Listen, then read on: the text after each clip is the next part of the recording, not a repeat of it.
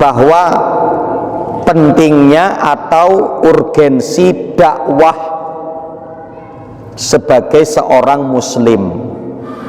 Ya, jadi insya Allah nampak jelas di dalam surat ya An-Nahl ayat 125 ini Allah mengatakan seperti itu, ud'u, serulah mereka, menggunakan kata perintah yang ya nanti ada pertanyaan dari ibu-ibu ya. Ya. Yaitu dimana bahwa ini merupakan kata perintah yang sehingga menjadi beban untuk Rasul dan untuk umat Rasulullah. Maka Syekh Muhammad Said Al-Qahtani menghukumi bahwa dakwah ini wajib bagi semua kaum muslimin, baik laki-laki maupun perempuan, bihasbi qadr tokoh ya wal ilmi, yaitu apa, sesuai dengan kemampuan dan ilmu ya, sesuai dengan kemampuan dan ilmu ya, bil hikmah ya, yaitu dengan materi yang benar, Al-Quran dan Sunnah, wal mau'idhah hasanah, nasihat-nasihat yang baik ya, artinya adalah jelaskan kepada umat, kata Imam Ibnu Katsir, dari apa yang dilarang oleh Allah agar dimana umat ini tidak salah jalan, yang karena kalau sampai umat ini salah jalan maka itu yang akan membinasakan mereka, itu yang akan merusak mereka ya. Bapak Ibu rahimani wa rahimakumullah, kemudian kita akan berbicara terkait dengan macam-macam dakwah insyaallah ya, terkait dengan macam-macam dakwah.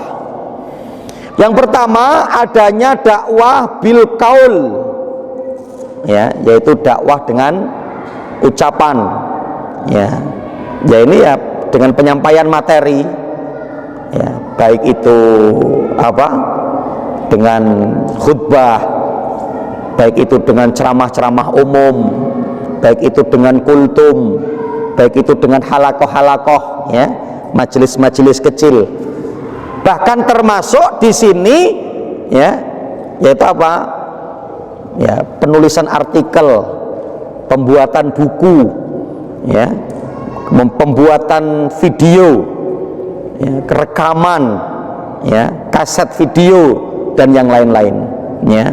Nah inilah yang dimana bahwa pentingnya untuk bermodalkan ilmu ya, pentingnya untuk bermodalkan ilmu ya. Maka dakwah bil qaul inilah yaitu dakwah bil ilmi ya, dakwah dengan ilmu. Maka nanti kita juga mendapati kan firman Allah ya di dalam surat Yusuf ayat yang ke-108 ya, Allah mengatakan kul hadhihi sabili ad'u ilallahi ala basiratin ana wa manittaba'ani wa subhanallahi wa ma ana minal musyrikin. Katakan sungguhnya ini adalah jalanku. Masya Allah, jalan ini Allah nisbatkan kepada dirinya sendiri. Kul hadhihi sabili, sesungguhnya ini adalah jalanku, kata Allah. Ad'u ilallahi ala basiratin, yang dimana ketika itu Rasulullah mengatakan aku menyeru kepada Allah ala basirah, berdasarkan ilmu ya. Imam As-Sa'di menyebutkan ai alal yakin wal burhan ya, yaitu apa, di atas keyakinan dan petunjuk, bukti yang jelas ya. Karena ilmu atau apa yang Allah dan Rasulullah sampaikan itu betul-betul dapat memberikan bukti kepada kita akan kebenaran Islam ya. Banyak kan akan bukti-bukti itu ya yang disebutkan dalam Al-Quran, dan itu betul-betul nyata dalam kehidupan kita ya. Di antaranya ketika Allah menyebutkan dalam surat Ar-Rahman ya, bahwa dimana adanya lautan yang itu terpisah antara air yang satu dengan air yang lain ya, marajal bahraini yaltaqiyan. Jadi di mana apa ya, bertemunya dua air yang berbeda, dan itu sudah banyak itu di YouTube kalau kita akan lihat itu ya. Jadi yang apa, dengan memiliki warna yang berbeda dan terbelah begitu, ya seolah-olah seperti garis lurus. Dan itu betul-betul ada dalam kehidupan nyata kita. Begitu juga terkait dengan apa, mumi Fir'aun, kan begitu ya. Allah mengatakan kan begitu ya, wa najainaka bibadanika litakuna man khalfaka ayah ya. Kemudian kami selamatkan badanmu wahai Fir'aun, agar itu nanti menjadi bukti pelajaran bagi orang-orang setelahmu akan kebenaran Allah. Yang ketika Allah Subhanahu wa taala angkat selamatkan daripada jasad Fir'aun, yang kemudian sampai hari ini pun ada. Para ilmuwan itu meneliti gitu ya, yang mereka kemudian memiliki kesimpulan, karena di jasad Fir'aun kenapa tidak kemudian dimakan ulat, kenapa tidak rusak, karena di dalamnya terdapat zat garamnya ya. Ketika mereka orang-orang barat itu mempresentasikan itu, kemudian ditimpali oleh ilmuwan-ilmuwan muslim, kami tahu itu sudah lama ya, kami tahu itu sudah 14 abad yang lalu lebih, yang itu dijelaskan dalam kitab kami Al-Quran. Karena di mana Fir'aun itu tenggelam di Laut Merah, laut yang laut itu notabene airnya adalah asin. Coba itu kan, maka kebenaran Islam ya. Nah, di mana apa? Ad'u ilallahi ala basiratin, kata Rasulullah, aku menyeru di jalan Allah berdasarkan ilmu ya. Maka terutama bagi mereka para mubaligh ya, untuk yang menyampaikan khutbah, kultum ya, ceramah-ceramah umum ya, ala basirah, harus berdasarkan ilmu ya. Ini yang disampaikan oleh Allah Subhanahu wa taala di dalam ya surat Yusuf di ayat yang ke-108 ya. Nah, jadi macam-macam daripada dakwah. Yang pertama adalah bil qaul ya, dakwah itu dengan ucapan. Kemudian yang kedua bil amal, dakwah dengan amal ya, dakwah dengan perbuatan real ya, yaitu bisa dilakukan dengan harta, tenaga, kekuasaan ya. Nah, jadi artinya apa? Dimana bahwa dakwah itu menyeru manusia ke jalan Allah, menyeru manusia kepada kebaikan, mengajak umat kepada keridhaan Allah, menyelamatkan mereka dari siksa api neraka, agar hidup mereka mulia di dunia sampai nanti di negeri akhirat. Maka ternyata apa? Itu tidak sederhana, bangunannya cukup luas dan pondasinya harus kuat dan kokoh. Maka apa? Bisa jadi bahwa tadi adanya beban kewajiban kita untuk dakwah ya, yang bagi setiap kita baik muslim dan muslimah, untuk mungkin di jenis yang pertama tadi kita tidak masuk.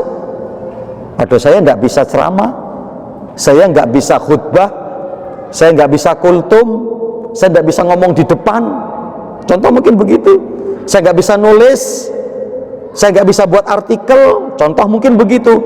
Maka kita ada bisa jadi di poin yang kedua ini, itu apa? Bilmal, dengan harta kita ya, dan itu merupakan dakwah. Masya Allah ya, kalau kita akan lihat Bapak Ibu rahimakumullah ya, pada awal-awal keislaman dulu, awal-awal diutusnya Rasul menjadi Nabi dan Rasul ya, ternyata apa yang dibawa oleh Rasul itu secara kehidupan nyata, kehidupan real, itu tidak kemudian memberikan keselamatan kepada para sahabat, tapi mereka mendapatkan ketenangan hati ya. Karena apa? Dijaminkan oleh Rasulullah dengan surga, seperti ketika Sumayyah mendapatkan siksaan, Ammar bin Yasir, Bilal bin Abi Robah ya kan? Yang ketika itu apakah secara fisik Rasulullah bisa menyelamatkan? Enggak. Rasulullah saja diintimidasi, Rasulullah saja disakiti, Rasulullah saja dihinakan, Rasulullah dilempari, gitu kan? Ya. Nah, kita mendapati itu kan ketika Rasulullah setelah pulang, ya, kemudian rambutnya kotor, dibersihkan oleh Fatimah. Yang ketika itu Fatimah sambil menangis membersihkan rambut Rasulullah yang penuh dengan kotoran, lemparan-lemparan orang-orang kafir Quraisy. Ya. Ketika itu dalam kondisi menangis, tapi Rasulullah mengatakan apa? Ya bunayyah la tabki, innallaha mani'un abaki.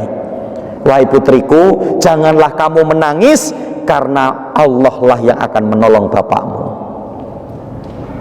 Coba kan? Yang ketika itu Rasul Shallallahu Alaihi Wasallam berkata kepada mereka, mereka kan disakiti loh, disakiti kan, para sahabat itu disiksa. Seperti Bilal kan digiring ke alun-alun, gurun pasir, ditelentangkan di pasir yang panas, ditimpa batu. Masya Allah, bukankah itu sesuatu yang sakit secara fisik? Gitu ya?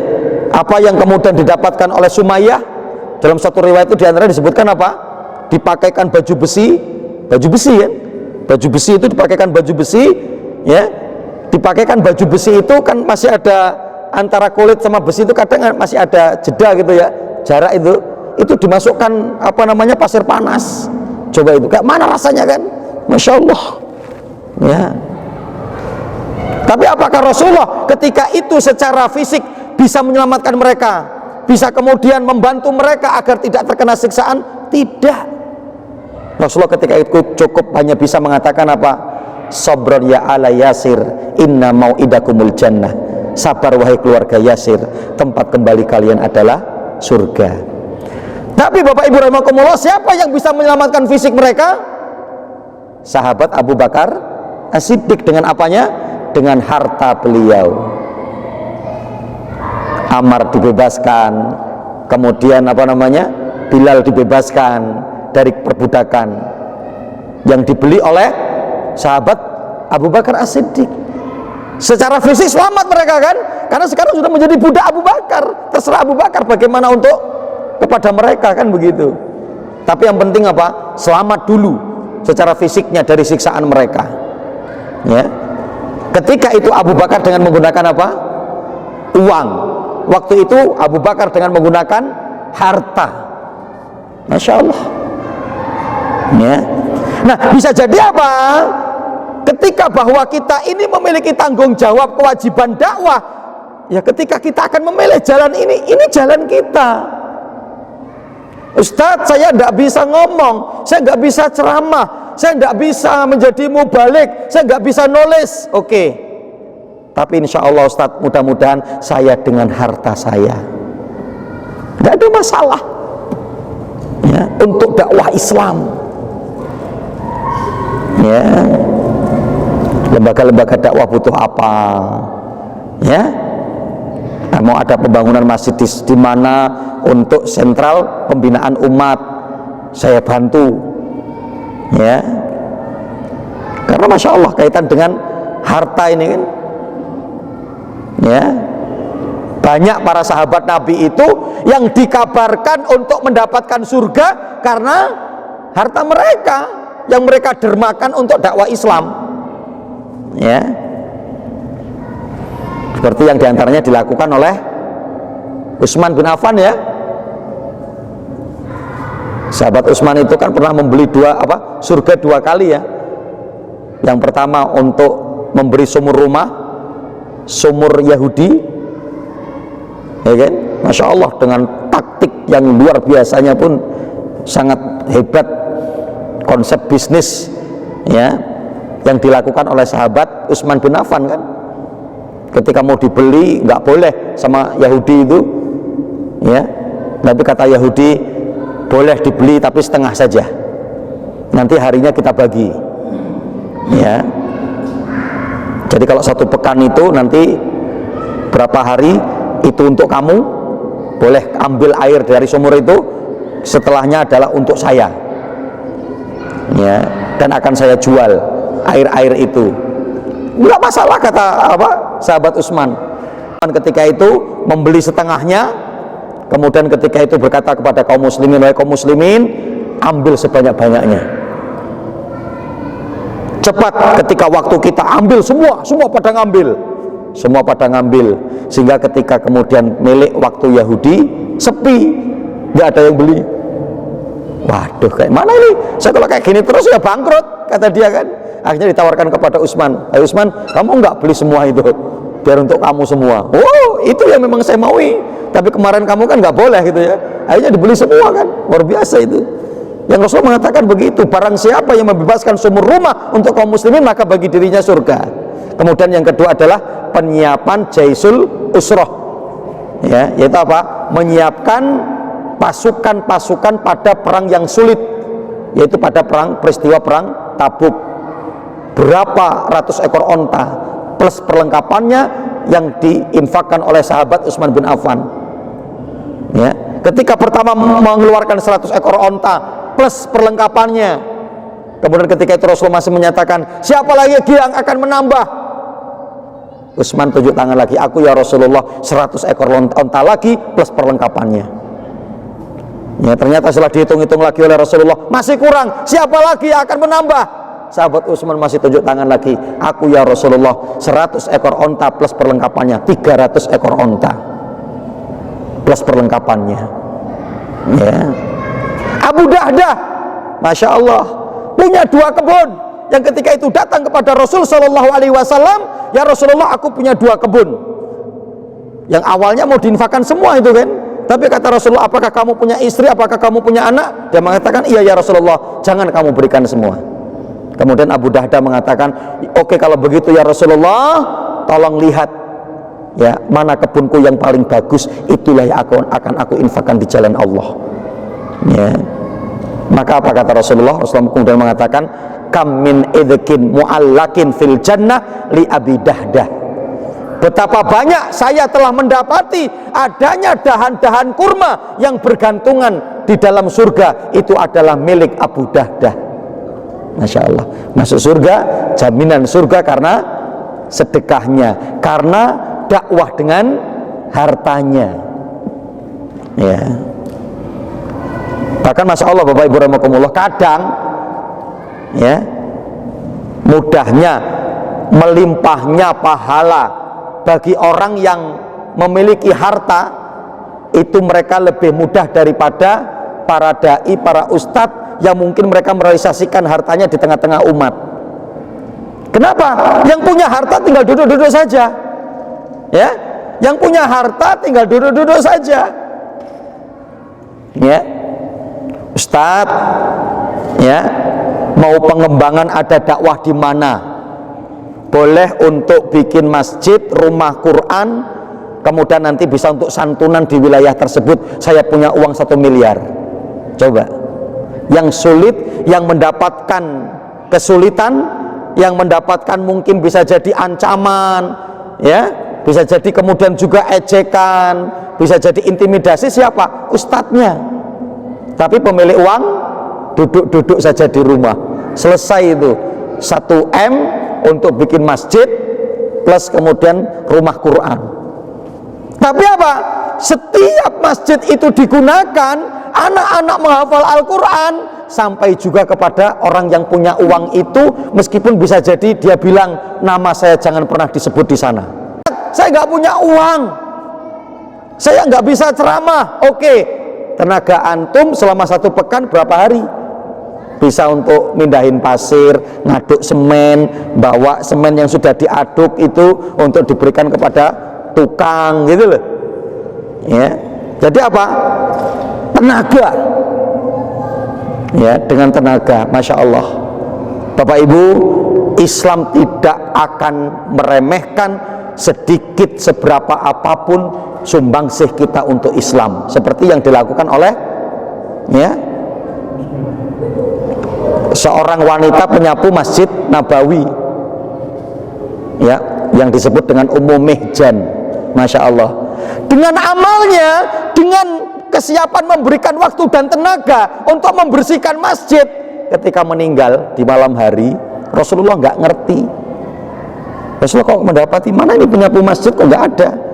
Oh, meninggal ya Rasulullah di malam hari, kemudian sudah kami makamkan. Rasulullah minta untuk ditunjukkan di mana makamnya. Rasulullah kemudian sholat di atas makamnya. Rasulullah hargai betul, Rasulullah hormati betul, dan itu disolatkan oleh seorang nabi. Maka para ulama dengan menuliskan kisah tentang Mihjan itu dengan kata-kata apa? Darsun la yunsa, satu pelajaran yang tidak boleh untuk kita lupakan di dalam Islam, ya, yaitu apa? Kisah tentang Mihjan. Kemudian juga apa? Dengan kekuasaan, Masya Allah, ya, dengan kekuasaan. Ternyata kita diberikan kekuasaan oleh Allah, ya, kita kemudian apa?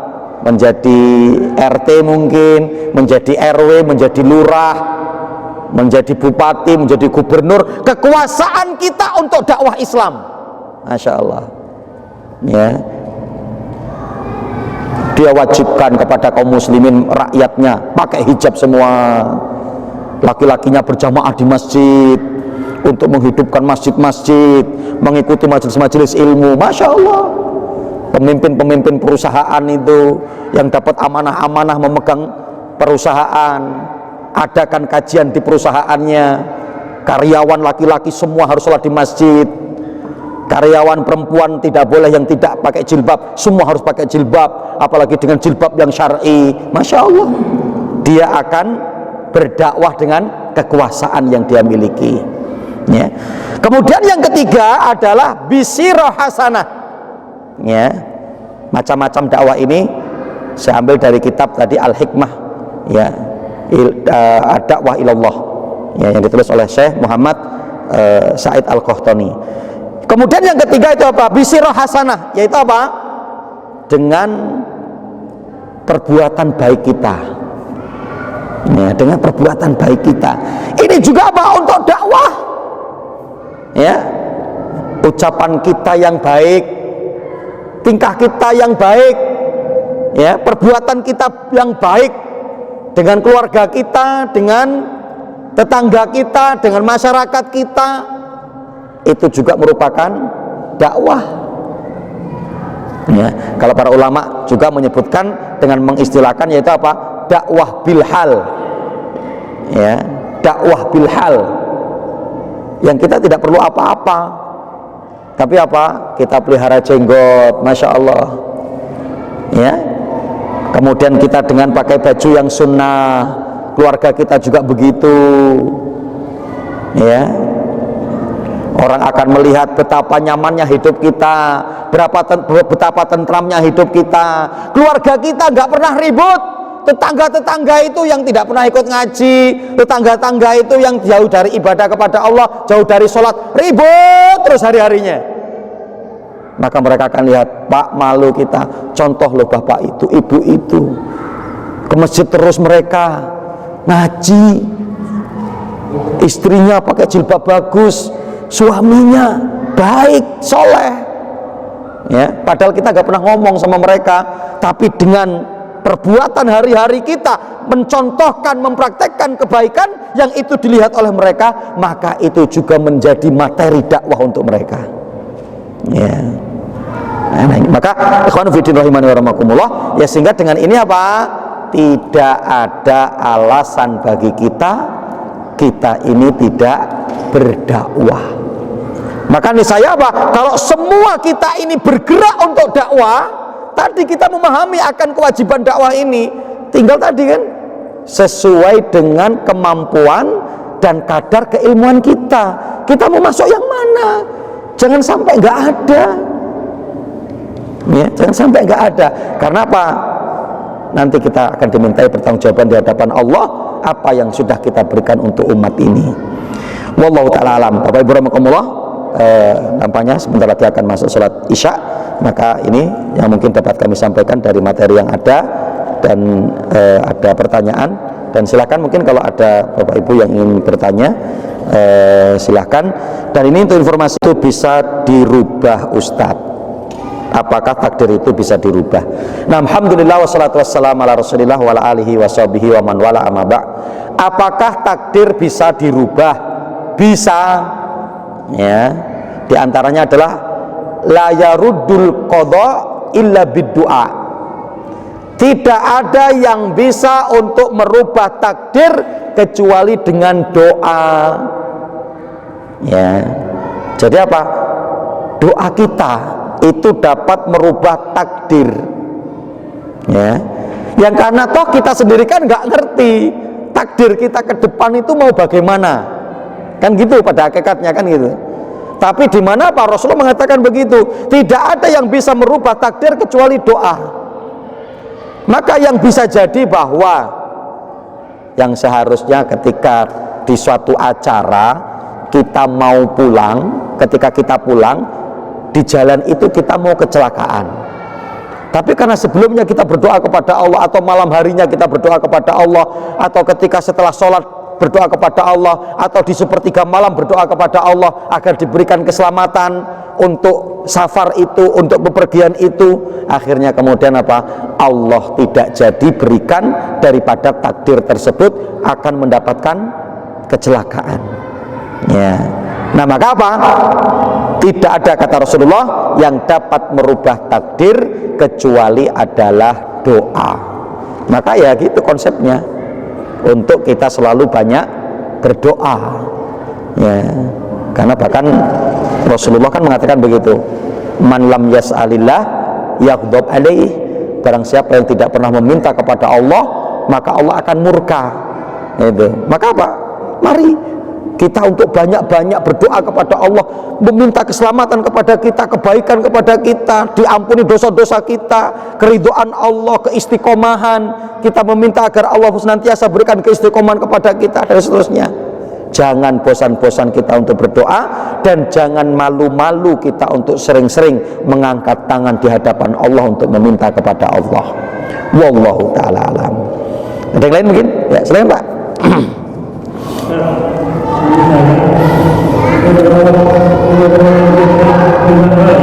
Alhamdulillah wassalatu wassalamu ala Rasulillah wa ala alihi wa sahbihi wa man walah, amma ba'.